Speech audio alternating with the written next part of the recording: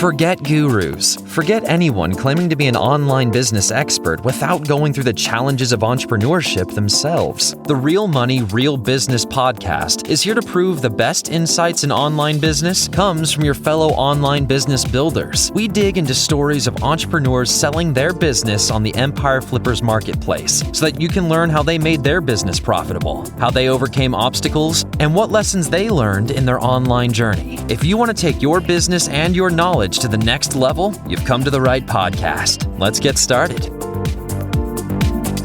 Hey everyone, welcome to another episode of the Real Money, Real Business podcast.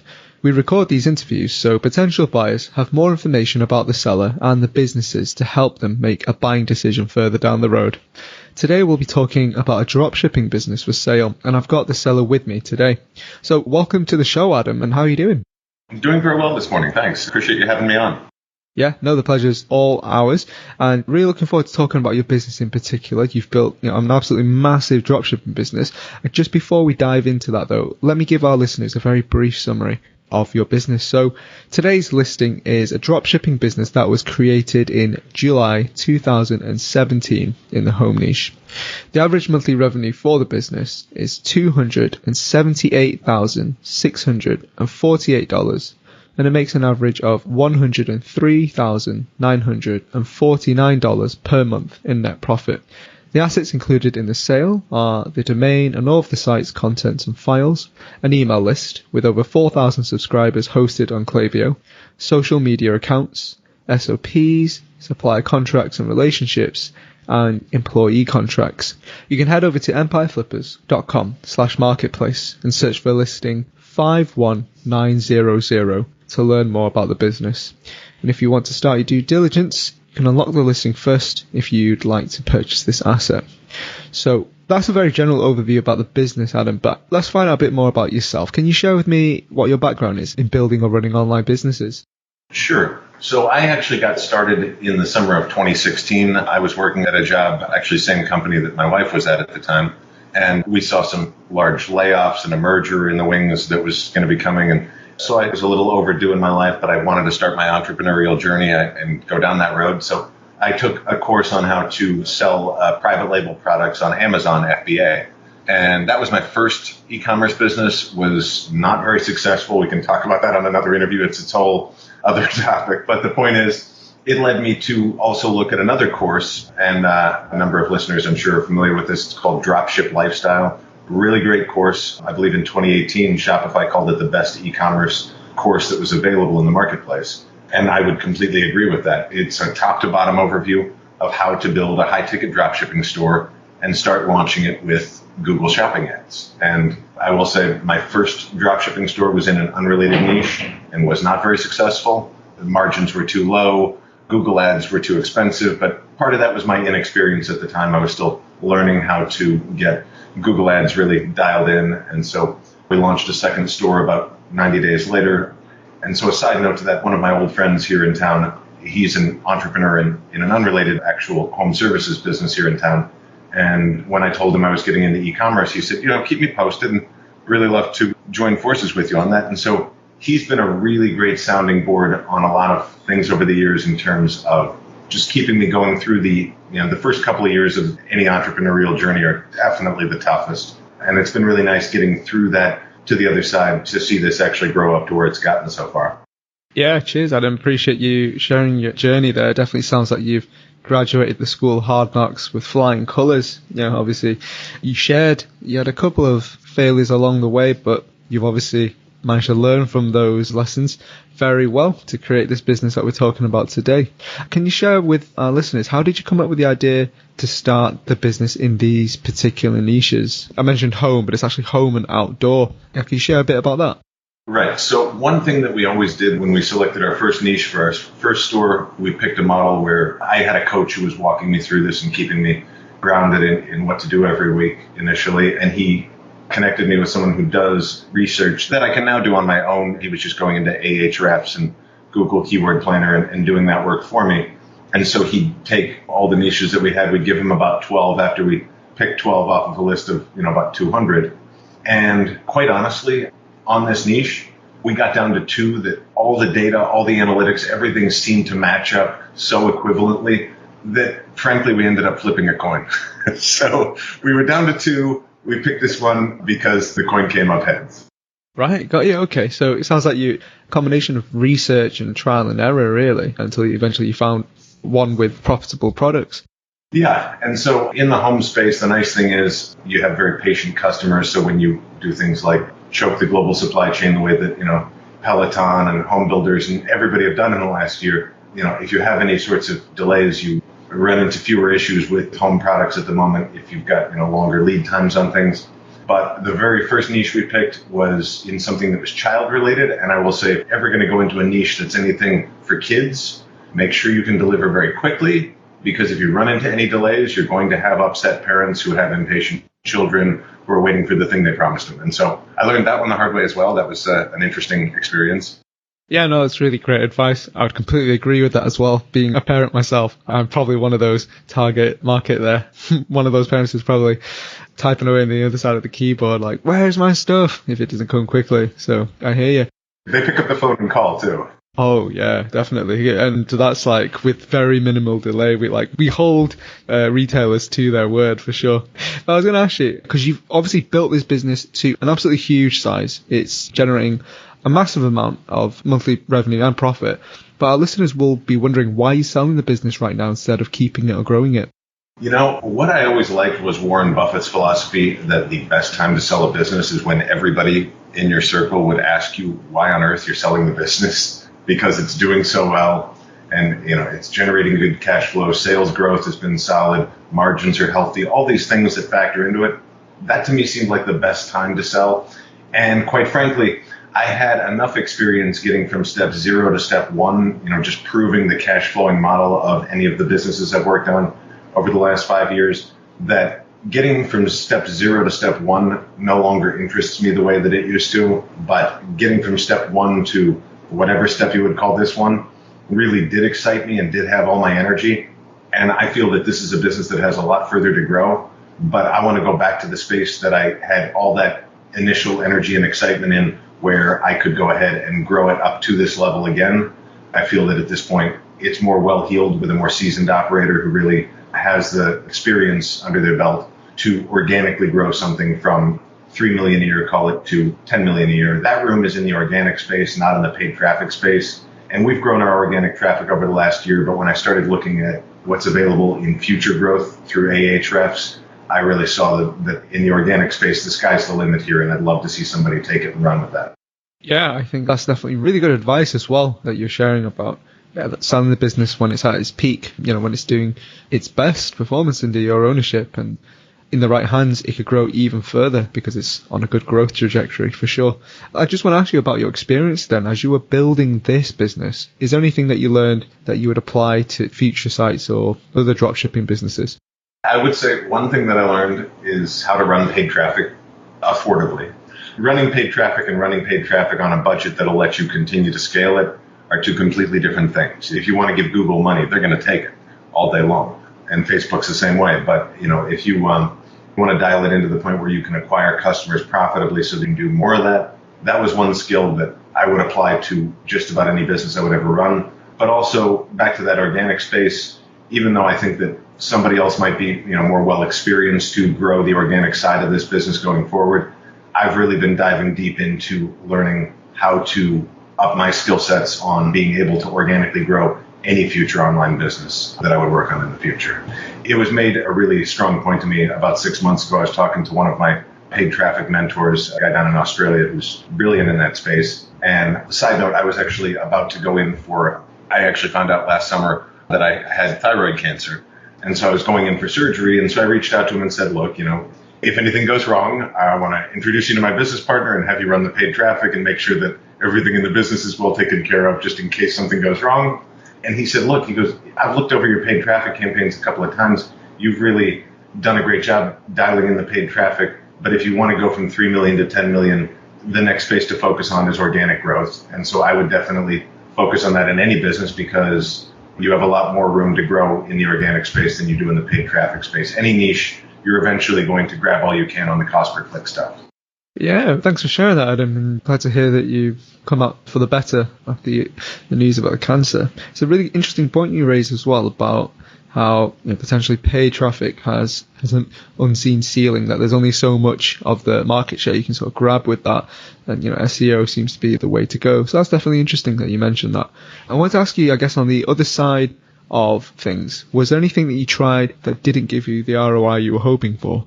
One thing that I really looked into heavily for a while, longer than I should have, was Facebook Messenger platform as a way to sell, as a way to market. And even for about 9 months, I ran an experiment where I had it as our store's live chat platform. And I would go back and undo all of that after the experience I had. It is the worst converting live chat widget you can put on a site. In our niche, at least, it didn't convert well because people don't want to chat if they have to sign into Messenger, by and large. I immediately noticed a difference once we got out of that. But also, I put a lot of time and effort into the ManyChat platform, and I really like ManyChat as a platform. I just noticed in this niche, it was not something that was getting the kind of response I wanted to see, and I put a lot of time and effort into that for about 9-10 months there, trying to find a way to dial it in, and eventually just set it aside and worked on other parts of the business. Gotcha. Okay, that makes sense. Another thing as well I wanted to ask you was, as you were learning and I guess more about the entrepreneurial journey as well as dropshipping, you've mentioned about dropship lifestyle, but were there any other resources that you were able to lean on that really helped you get up to speed? And I wouldn't say that this brought me up to speed other than it kept me going. My business partner is a seasoned entrepreneur. He's been, in business for himself for about 13, 14 years now. And having him as a business partner unequivocally is why I'm still here having this conversation right now, because anytime you hit a wall, if you're going through this journey for the first time, even if you have an online community, if you have somebody that you can really just vent to and springboard ideas off of and figure out how you can keep moving forward rather than what you can do to just give up and go do something else, is an absolute game changer. And I've actually heard a number of interviews that really back this up, that reinforced it in my mind, was that dual founder companies, any kind of startup that has at least more than one person, 2 or 3 founders, will really have a lot more success statistically than single founder CEOs where they just go at it themselves, are determined to just have it all for themselves. It really is the one thing that kept me moving forward at every step when things got really tough. For sure. I think there can be sometimes a bit of some misconception in the business world that it can be a bit of a wild west out there when you enter into a business relationship, when you have a partner or co-founders. I've heard many people as well also say that it's also only a matter of time before those partners stab you in the back. So there's definitely mixed messages, but for sure I'm glad that this one is definitely sounds like it's foundation for why it's kept you going on. I would say choosing a business partner is as important as choosing a spouse. You want to make sure you try to get it right the first time. Yeah, I would definitely agree with that, for sure. Just want to move over to the marketing side of things. You mentioning about paid traffic before. Is that where the majority of the traffic for this business comes from? So I saw, it looks like about 37% of our traffic currently is coming from paid traffic. We've really tried to grow over the last 18 to 24 months in the social channels. We have a lot of active social management on Facebook, Pinterest, Instagram, all the channels that we can get out there on where our audience is hanging out.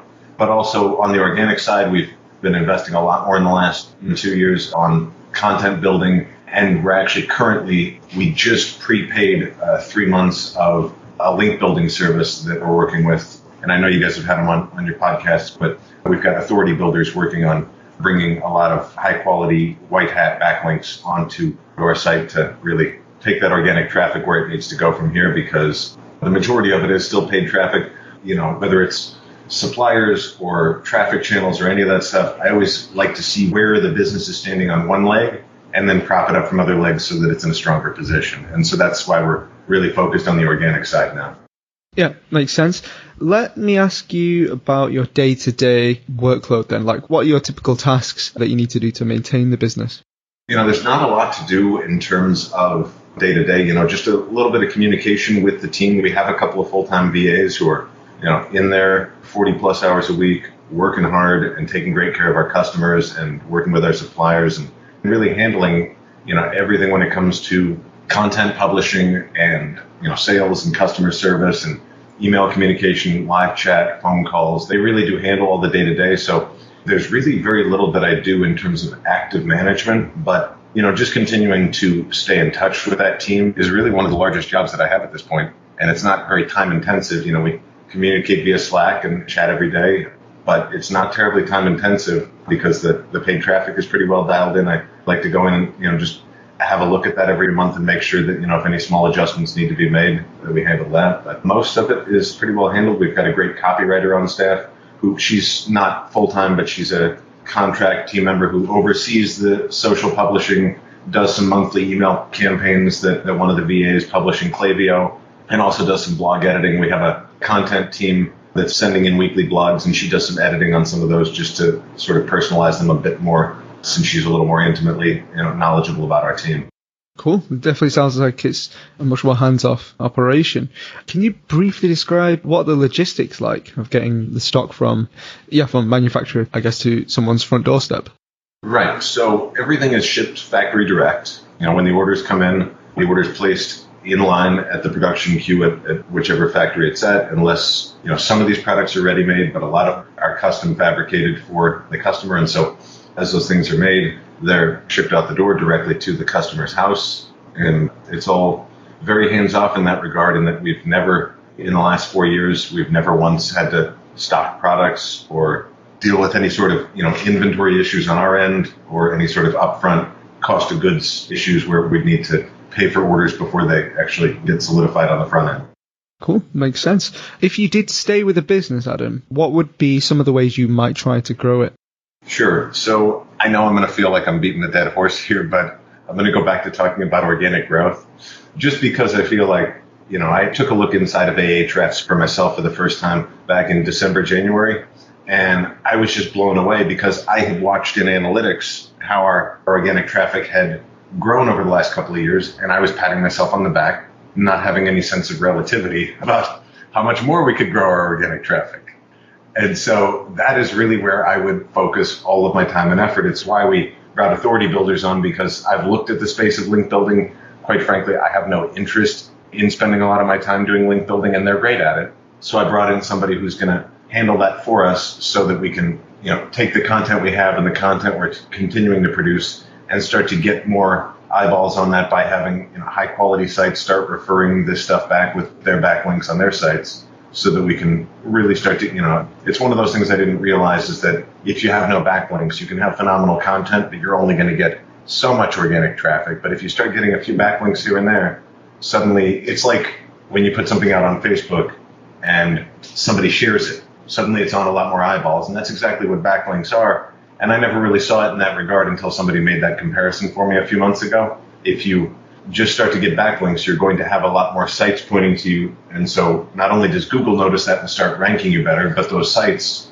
if they're high quality, are also very directly pointing to you. And so people reading those articles, looking at those references, are clicking and ending up on your site as a result of that as well. So a lot more organic and direct traffic is where I have been putting the focus, just with a more targeted plan than we've ever had in the past years. So that's where I would put a lot of my time and attention going forward. One other thing is, I would continue to look in terms of supplier growth, because it is a niche that's continuing to expand in the U.S. market. And so one thing that we've noticed in the last few months is not so much from China, that's been a regular outreach over the last 3-4 years, but from other countries that are manufacturing overseas, that are looking to start warehousing in the U.S. and entering this market, or have already entered it but are looking to scale up in this market.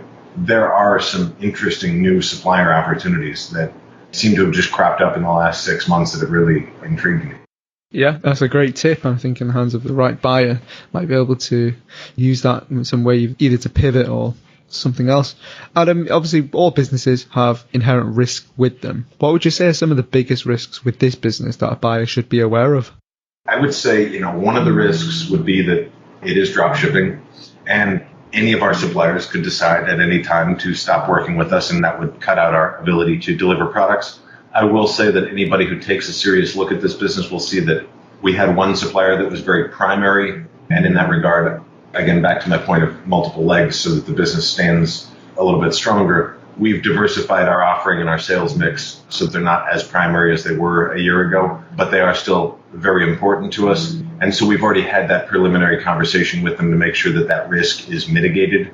They're happy to work with the new owners. They know that we're going through this process. And so we wanted to make sure we stayed a step ahead of that because, frankly, it was my biggest concern when I came to you, in that I wanted to make sure that this is my baby. I built this up. It didn't exist before I started with it. And I want to make sure that whoever takes it over really has a lot of success with it in the years to come.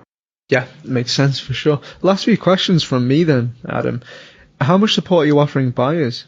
So I'm happy to work side by side with the buyer in that first month of transition, email support, a few Zoom calls. I will say this, back to my previous point I just made, I really have a special place in my heart for this business. I think I always will. And so I'm probably more flexible on that point than just about anything in this.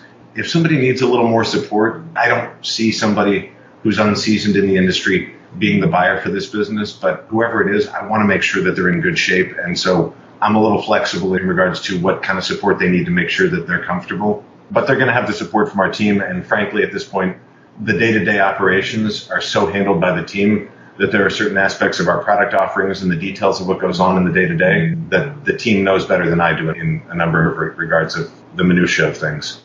That's great to hear. Are you willing to commit to a non-compete? Absolutely. And are you open to negotiating something like an earn-out, like seller financing? As long as the deal is somewhere in the neighborhood of terms that my partner and I'd be happy with, I could see some part of it getting negotiated like that I'm open to it. Cool. And I guess last question from me then. If you put yourself in the shoes of a buyer, why would you say that this is a business that's worth buying? Well, it's been interesting because I'm really glad that I built this 4 years ago prior to the pandemic, because if you look at just the overall numbers in the last year, there have been a lot of businesses out there that have been, pandemic flukes and one-offs in 2020. And I'm really glad that we got a chance to start getting into those six-figure revenue months in 2019 rather than just into 2020 and really prove the business model before that. And then again, we did more in January this year than we did in Q1 last year. It's continuing to grow at a clip that I think any buyer who does, I'll just say this one last time, anybody who really puts a good focus on the organic side is probably going to see a nice return on this a lot faster than just the multiple that we're selling at, because they've got that opportunity for continued growth. Yeah, that's great. Is there anything you'd like to share that you think I might have missed? I think you really covered everything well, top to bottom, but I'm really glad you ran through all this with me. It's been great talking to you about it. Yeah, and likewise, it's been great hearing your story and your background, and really looking forward to seeing your business get picked up in the not too distant future by the right buyer. So all the best, Adam. Yeah, thanks so much, Vinny. Appreciate it. All right, everyone. Thanks for listening. To learn more and see if this listing has already been sold, head over to empireflippers.com/marketplace and search for listing number 51900. If you're watching this on YouTube, click the link in the description to go straight to the listing. Once you've unlocked the listing, you'll be given everything you need to know about the business. So until next time, enjoy your digital journey.